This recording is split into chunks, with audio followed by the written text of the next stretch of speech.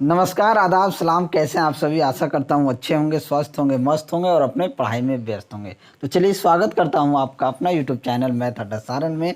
तो आज हम देखने वाले हैं एमडी क्लासेज वाले सत्यम सर का जो golden group D practice set के नाम से बुक आया है, उसका जीके जीएस का सेट नंबर 4 देखने वाले हैं। तो चलिए, अगर आप हमारे चैनल पर नए हैं तो चैनल को सब्सक्राइब कर लीजिए, साथ ही साथ बेल आइकन को दबा लीजिए ताकि हम कोई भी वीडियो अपलोड करें उसका नोटिफिकेशन आप सभी को मिलता रहे। अगर आप हमारे टेलीग्राम चैनल से नहीं जुड़े हैं तो टेलीग्राम चैनल से ज़रूर जुड़ जाइए, लिंक आपको डिस्क्रिप्शन में मिल जाएगा। तो चलिए आगे बढ़ते हैं और बात करते हैं। एक बहुत बड़ा अपडेट है अनअकैडमी की तरफ से। आप सभी जानते हैं अनअकैडमी इंडिया का सबसे लार्जेस्ट एजुकेशनल प्लेटफॉर्म है, जहां अनअकैडमी पे टॉप एजुकेटर टीच करते हैं। अनअकैडमी आप सभी के लिए लेके आएगा। जो लोग बैंक या एसएससी के तैयारी करते हैं उनके लिए एक सुनहरा मौका है। अनअकैडमी लेके आया है अल्ट्रा कॉम्बैट। अल्ट्रा कॉम्बैट के माध्यम से आप क्या कर सकते हैं, आप अपने पढ़ाई को जांच सकते हैं कि आप कितना अच्छा कर पाते हैं स्कोर। 24 अप्रैल 2022 को एक एग्ज़ाम होने वाला है, जो कि बैंक का एग्ज़ाम सुबह 10 बजे होगा और एसएससी का जो एग्ज़ाम होगा वो आपका दोपहर के 12 बजे होगा। तो आप ज़रूर दें। लिंक जो है आपको डिस्क्रिप्शन में मिल जाएगा। आप जब भी लिंक से जाएं तो हमारा रेफरल कोड सारण 10 को जरूर इस्तेमाल करें। इसके साथ ही आपको बहुत सारा इनाम भी मिलने वाला है। आप सभी जानते हैं कि जो भी ये क्वेश्चन सेट होने वाला है अल्ट्रा कॉम्बैट में, टॉप एजुकेटर के द्वारा बनाया गया प्रश्न का अभ्यास आप इजीली कर पाएंगे और इसके साथ बहुत सारा इनाम जीत सकते हैं। अगर आपका रैंक 1 से 4 आपका रैंक 1 आता है तो आपको लैपटॉप मिलेगा डेल का। अगर आपका रैंक 2 में आएगा तो आपको सैमसंग का मोबाइल मिलने वाला है। अगर रैंक आपका 3 आएगा तो आपको फिटबिट मिलने वाला है और साथ ही साथ अगर रैंक आपका 4 आ गया तो आपको अमेजन की तरफ से 5,000 रुपये तक का गिफ्ट वाउचर मिलने वाला है। इसके साथ ही बहुत सारा ढेरों इनाम मिलने वाला है। आप यहाँ देख सकते हैं। अगर आपका रैंक 1 से 10 तक आता है तो 100% स्कॉलरशिप मिलेगा। 11 से 100 के बीच आएगा तो 75%। इसी तरीके से 101 से 500 के बीच आएगा तो 50%। तो बहुत सारा ऑफर मिलने वाला है, इसे मिस ना करें। ज़रूर आप अपने इसको दें। लिंक जो है आपको डिस्क्रिप्शन में मिल जाएगा। आप देख सकते हैं 60 क्वेश्चन 60 मिनट के लिए रहेगा। तो एक बार फिर मैं आपको रिमाइंड कर दूं, अगर आप बैंक की तैयारी करते हैं तो आपको सुबह 10 बजे एग्जाम देना है। अगर आप एसएससी की तैयारी करते हैं तो आपको दोपहर 12 बजे देना है। तो चलिए आगे बढ़ते हैं और साथ ही साथ आप हमारा रेफरल कोड सारण 10 जरूर लगाएं। तो चलिए आगे बढ़ते हैं और आज का पहला क्वेश्चन देखते हैं। आज का पहला क्वेश्चन है कि निम्न में से कौन सा अन्य से भिन्न है। ये अन्य से भिन्न है, यानी कि ये हम कह सकते हैं कि ये तो रीजनिंग का प्रश्न है, लेकिन कर लेते हैं। सेब, केला, अंगूर, दालचीनी। सेब, केला ये अलग चीज़ हो गया, ये दालचीनी अलग चीज़ हो गया, यानी कि भिन्न क्या हो जाएगा, दालचीनी जो है ये भिन्न हो जाएगा। ये खाना बनाने के काम आता है। दालचीनी खाना बनाने में स्वादिष्ट स्वाद को बढ़ाने में के लिए दालचीनी का यूज़ करते हैं, जबकि सेब, केला, अंगूर हम इजीली खाते हैं। चलिए अगला प्रश्न देखते हैं कि पूरी दुनिया में वाइल्ड लाइफ वीक की शुरुआत कब हुई थी। तो पूरी दुनिया में वाइल्ड लाइफ वीक की शुरुआत जो हुई थी ये आपको 2 अक्टूबर 2020 को हुई थी। तो ऑप्शन जो है सी आपका क्या हो जाएगा, राइट आंसर हो जाएगा। 2 अक्टूबर 2020 को पूरी दुनिया में वाइल्ड लाइफ वीक मनाया गया, ठीक है। और 2 अक्टूबर 2020 को तमिलनाडु की सीमा पर पश्चिमी घाट के विभिन्न हिस्सों में एक गहन वृक्षारोपण भी अभ्यास मतलब शुरू किया गया, ठीक है। चलिए, अगर वीडियो आप सभी को अच्छा लगे तो वीडियो को लाइक जरूर कीजिएगा। अगर आप चैनल पर नए हैं तो चैनल को सब्सक्राइब जरूर कीजिएगा। अगर आपने मैथ का सेट नंबर 4 नहीं देखा है तो आप जाके देख सकते हैं, मैंने अपलोड कर दिया है। चलिए आज का अगला क्वेश्चन देखते हैं कि निम्नलिखित में से किसे लैटिन में वैक्सीनिया कहा जाता है। तो वैक्सीनिया किसे कहा जाता है, यानी काउ पॉक्स को यानी वैक्सीनिया कहा जाता है। तो ऑप्शन ए क्या हो जाएगा, यहाँ पे आपका राइट आंसर हो जाएगा, ठीक है। काउ का अर्थ होता है वक्का और काउ पॉक्स का अर्थ होता है वैक्सीनिया, ठीक है। चलिए अगला प्रश्न है कि अंतर्राष्ट्रीय अहिंसा दिवस किस दिन मनाया जाता है। अहिंसा दिवस की बात की जाए तो अहिंसा दिवस 2 अक्टूबर यानी कि गांधी जी के जयंती के हम लोग अहिंसा दिवस के रूप में मनाते हैं। तो ऑप्शन सी क्या हो जाएगा, आपका राइट आंसर हो जाएगा। मैथ का वीडियो आप लोग नहीं देखे हैं तो जाके देख लीजिए और अपने इस भाई को सपोर्ट कीजिए। नेक्स्ट, गन्ने का लाल विगलन किसके कारण होता है। गन्ने का लाल विगलन किसके कारण होता है? तो गन्ने का लाल विगलन जो होता है ये कोलेटोट्राइक्रोम फैलकेटम के कारण होता है। तो हम कह सकते हैं ऑप्शन सी जो है ये आपका क्या हो जाएगा? राइट आंसर हो जाएगा। चलिए आगे बढ़ते हैं। अगला क्वेश्चन मिला है यहाँ पे आपको, गरीबी एवं साझा समृद्धि 2020 रिवर्सल ऑफ फॉर्चून निम्न में से किसके द्वारा प्रकाशित किया जाता है? तो ये प्रकाशित किया जाता है वर्ल्ड बैंक, विश्व बैंक के द्वारा। तो ऑप्शन ए जो है आपका राइट आंसर हो जाएगा। नेक्स्ट अगला प्रश्न देखते हैं। अगला प्रश्न है कि निम्नलिखित में से कौन सा एक जलीय पौधों को उन्हें तैरने में मदद करने के लिए उछाल प्रदान करता है? तो इसका उत्तर जो होगा ये एरेनकाइमा जो हो जाएगा, यही हो जाएगा जो जलीय पौधों को उन्हें तैरने में मदद करता है, एरेनकाइमा। तो ऑप्शन ए जो है आपका राइट आंसर हो जाएगा। नेक्स्ट अगला प्रश्न है कि बैडमिंटन के खेल में महिलाओं के लिए निम्नलिखित कप ट्रॉफी में से किसे सम्मानित किया जाता है? तो किसे खेल ट्रॉफी है? तो ये उबर कप जो है, उबर कप जो है ये बैडमिंटन के खेल में महिलाओं के लिए है। तो ऑप्शन सी जो है ये आपका क्या हो जाएगा? राइट आंसर हो जाएगा। चलिए नेक्स्ट देखते हैं। ये मैथ का क्वेश्चन है जो मैंने सुबह में अपलोड कर दिया है। आप लोग नहीं देखे हैं तो जाके देखिए और अपने इस भाई को सपोर्ट कीजिए। चलिए अगला प्रश्न कि कौन सा उत्तक किसी भी शारीरिक या रासायनिक क्षति से शरीर की सुरक्षा की पहली पंक्ति के रूप में कार्य करता है? पहली पंक्ति के रूप में कार्य करता है। तो देखिए ये उपकला उत्तक जो होता है, उपकला उत्तक जो होता है ये आपको शरीर के सभी बाहरी सतहों को कवर करते हैं और वो किसी भी भौतिक या रासायनिक क्षति से सुरक्षा की पहली पंक्ति में त्वचा की सबसे बाहरी परत एपिडर्मिस इस उत्तक का एक उदाहरण होता है, जो कि ये कह सकते हैं। तो उपकला उत्तक, तो ऑप्शन बी यहाँ पे आपका राइट आंसर हो। देखिए हिंदी में बी में भी उपकला है, सी में भी उपकला है, लेकिन इंग्लिश में यहाँ पे अंतर है। ठीक है, तो ऑप्शन बी कह सकते हैं, ऑप्शन बी ही हमारा राइट आंसर हो जाएगा। चलिए अगला प्रश्न है कि आइजनहावर कप निम्नलिखित में से किस खेल से संबंधित है? तो ये आपका गोल्फ से संबंधित है। तो ऑप्शन डी आपका राइट आंसर हो जाएगा। चलिए अगला प्रश्न देखते हैं कि ओलंपिक में व्यक्तिगत पदक जीतने वाले पहले भारतीय कौन थे? व्यक्तिगत जो है ये यानी कि पहलवान खसाबा दादा साहब जाधव पुरुषों की फ्री स्टाइल बैंटमवेट श्रेणी में कांस्य पदक के साथ भारत के पहले व्यक्तिगत ओलंपिक पदक विजेता बने थे, यानी कि केडी जाधव। तो ऑप्शन डी क्या हो जाएगा? आपका राइट आंसर हो जाएगा। नेक्स्ट अगला प्रश्न देखते हैं। ये आपका रीजनिंग का है, ये आपका साइंस है कि निम्नलिखित में से किस श्रेणी के जानवर के दिल में दो कक्षीय हृदय होते हैं? तो दो कक्षीय हृदय किस में होते हैं? यानी ये मीन में होते हैं। मीन में दो कक्षीय हृदय होते हैं जिनमें एक आलिंद और एक नीले होता है। तो ऑप्शन ए क्या हो जाएगा? आपका राइट आंसर हो जाएगा। नेक्स्ट आगे बढ़ते हैं। अगला प्रश्न है कि एमसीसी, थोड़ा सा इसे नीचे कर लेते हैं, एमसीसी जीवन सदस्य से सम्मानित होने वाली पहले भारतीय महिला क्रिकेटर कौन है? तो ये आपका अंजुम चोपड़ा हैं। 2016 में अंजुम चोपड़ा एमसीसी जीवन सदस्य से सम्मानित होने वाली पहली भारतीय महिला क्रिकेटर थी। तो ऑप्शन बी क्या हो जाएगा? आपका राइट आंसर हो जाएगा। चलिए अगला प्रश्न देखते हैं। अगला प्रश्न है कि एक 60 वाट का विद्युत बल्ब प्रतिदिन 6 घंटे के लिए उपयोग किया जाता है।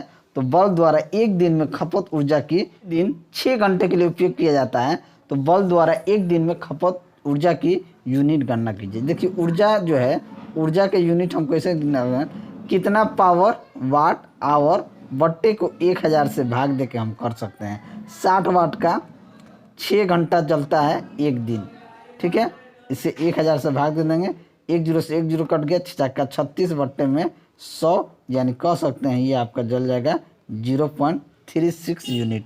इतना हो जाएगा 0.36 यूनिट। तो ऑप्शन बी क्या हो जाएगा? आपका राइट आंसर हो जाएगा।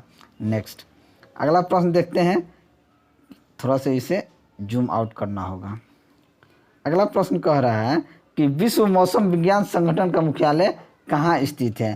तो ये आपका विश्व मौसम विज्ञान संगठन का मुख्यालय जेनेवा स्विट्जरलैंड में स्थित है। तो ऑप्शन सी जो है ये आपका राइट आंसर हो जाएगा। चलिए अगला प्रश्न देखते हैं। अगला प्रश्न है कि 50 किलो द्रव्यमान की वस्तु द्वारा प्राप्त स्थितिज ऊर्जा ज्ञात कीजिए यदि 10 मीटर तक उठाया जाता है। जी का मान आपको 10 मीटर प्रति सेकेंड स्क्वायर आपको लेना है। पोटेंशियल एनर्जी बराबर क्या होता है, तो पोटेंशियल एनर्जी बराबर होता है mgh। m कितना है 50, g आपको 10 ले लेना है, h आपका 10 है। क्या होगा 10 दुनिया 100 है, 50,000 5000 क्या हो जाएगा 5000 जूल हो जाएगा। तो ऑप्शन बी क्या हो जाएगा, यहाँ पे आपका सही उत्तर हो जाएगा। चलिए अगला प्रश्न देखते हैं। अगला प्रश्न है कि निश्चेतक एनेस्थीसिया के रूप में चिकित्सकों द्वारा उपयोग की जाने वाली लाफिंग गैस क्या होता है। तो ये लाफिंग गैस क्या होता है, नाइट्रस ऑक्साइड होता है। तो ऑप्शन सी यहाँ पे आपका राइट आंसर हो जाएगा। लाफिंग गैस एक रंगहीन और गंधहीन गैस होता है। ठीक है, चलिए भारत के किस शहर को पूर्व का एथेंस कहा जाता है। पूर्व का एथेंस किसे कहा जाता है, तो मदुराई को। तो ऑप्शन ए क्या हो जाएगा, आपका राइट आंसर हो जाएगा। मदुराई शहर तमिलनाडु में कहाँ स्थित है, तमिलनाडु में स्थित है, जो कि वैगई नदी के किनारे स्थित है। चलिए अगला प्रश्न देखते हैं। ये आपका रीजनिंग है, ये आपका क्या है, ये 100 किलोग्राम द्रव्यमान वाली मिसाइल। चलिए ये आपका साइंस से है। इसको देखते हैं कि 100 किलोग्राम द्रव्यमान वाली मिसाइल के वेग की गणना कीजिए यदि यह रॉकेट गन से दागे जाने पर 8000 किलोग्राम मीटर पर सेकेंड का वेग का प्राप्त कर लेती है। P बराबर क्या होता है जी, mv। P बराबर mv। अब इसका संवेग कितना है 8000 है, तो ये 8000 बराबर इसका m कितना है 100 किलोग्राम। तो v कितना हो जाएगा, 2 जीरो से 2 जीरो काट दीजिए ना, v बराबर क्या हो जाएगा 80 मीटर पर सेकेंड। तो ऑप्शन डी क्या हो जाएगा, आपका यहाँ पे राइट आंसर हो जाएगा। चलिए अगला क्वेश्चन देखते हैं।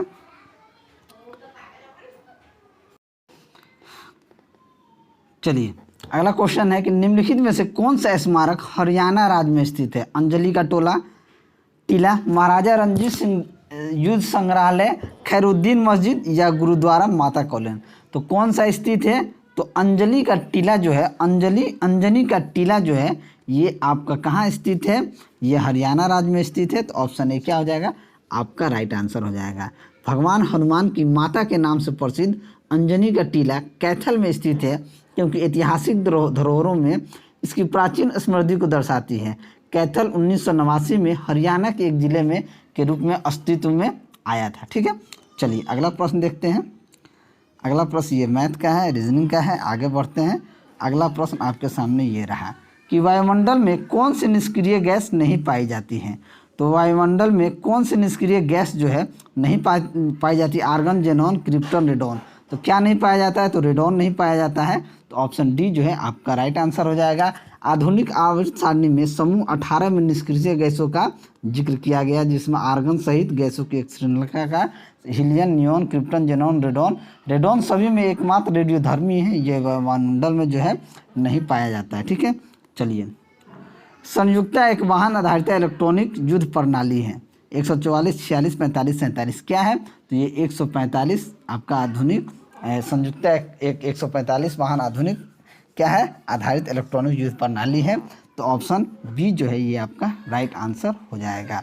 ठीक है, चलिए आगे बढ़ते हैं। अगला क्वेश्चन दिया है कि बुखार को कम करने वाली दवा के रूप में जानी जाती है। तो पैरासीटामोल जो होता है ये बुखार में आदमी मैक्सिमम यूज किया जाता है और इसे एंटीपिरेटिक एक दवा होता है, एंटीपिरेटिक।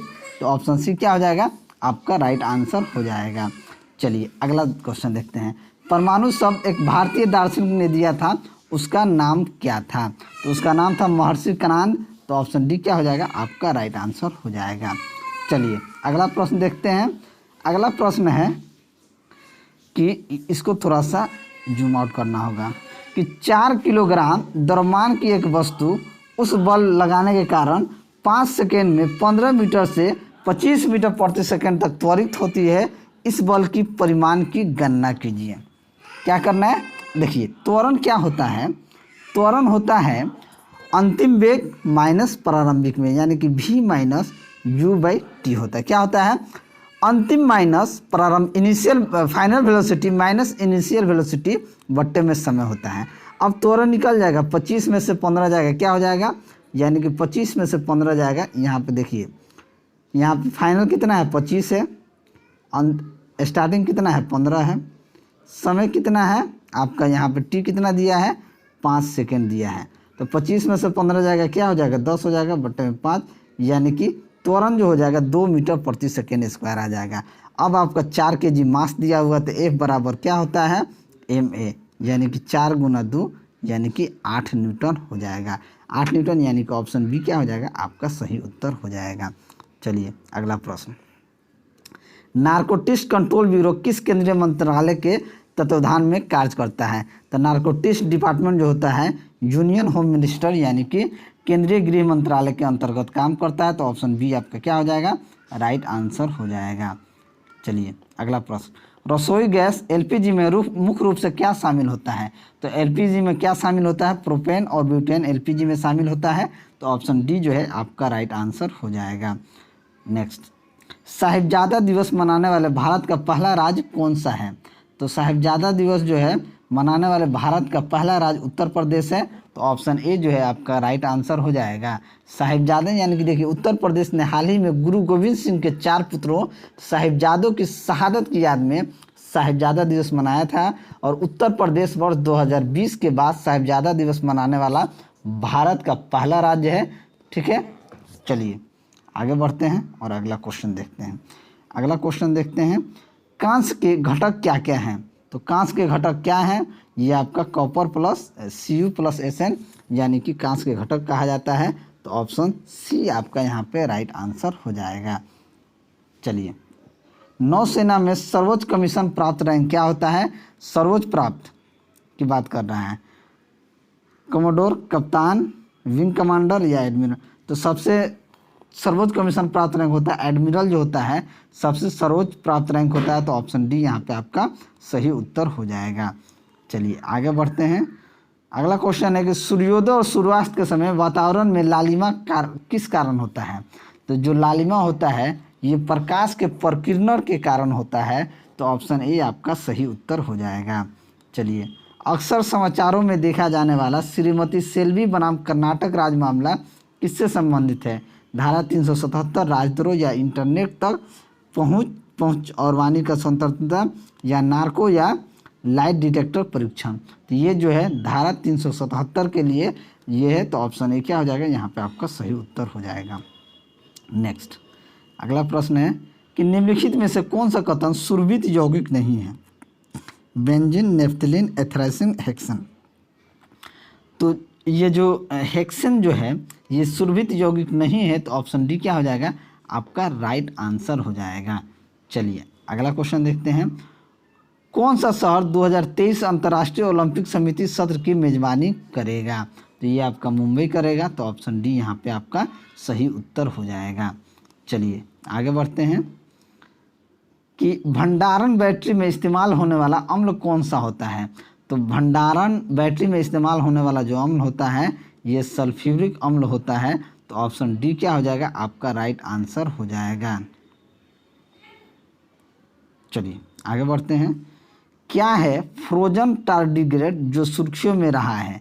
तो ये क्या है? तो ये सूक्ष्म बहुकोषीय जीव है। तो ऑप्शन ए जो है आपका राइट आंसर हो जाएगा।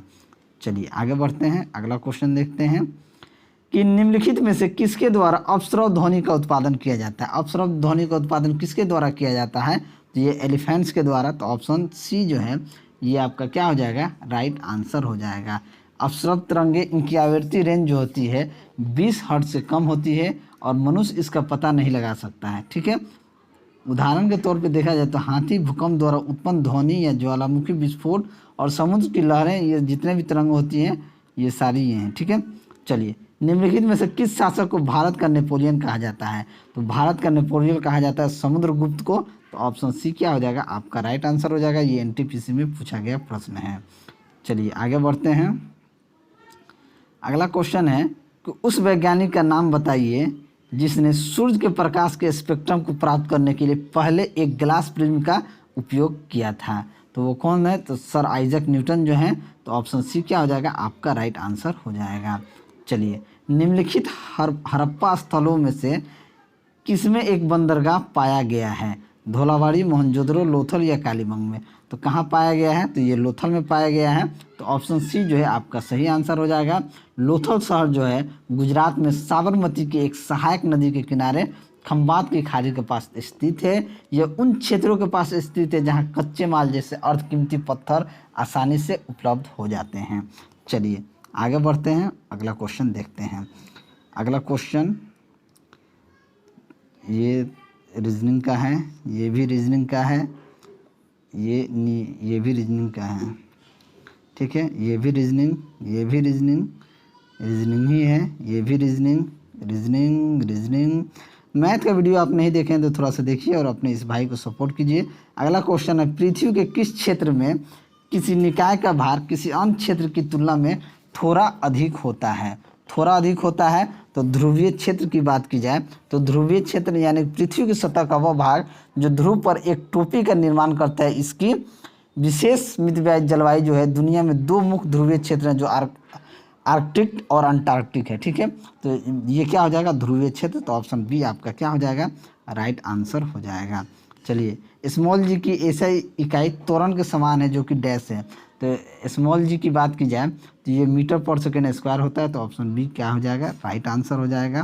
नेक्स्ट अगला क्वेश्चन देखते हैं कि ऊर्जा का वह कौन सा रूप जो साइकिल चलाते समय उपस्थित नहीं होता है? साइकिल चलाते समय क्या होता है, उपस्थित नहीं होता है। तो रासायनिक ऊर्जा नहीं होता है। तो ऑप्शन ए क्या हो जाएगा, आपका राइट आंसर हो जाएगा। चलिए आगे बढ़ते हैं। अगला क्वेश्चन है कि मोर्चा लगने से बचाने के लिए लोहे पर एक सुरक्षात्मक जस्ते की विलेपन किस प्रक्रिया में प्रयोग किया जाता है?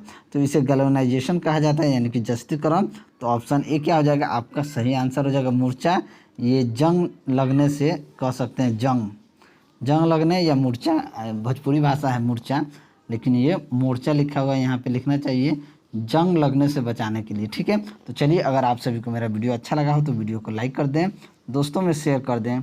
अगर आप हमारे चैनल पर नए हैं तो चैनल को सब्सक्राइब कर दें। मैं ऐसे ही वीडियो लेकर आपके सामने हाजिर होता रहूँगा। चलिए मिलते हैं अगले वीडियो में, तब तक के लिए जय हिंद।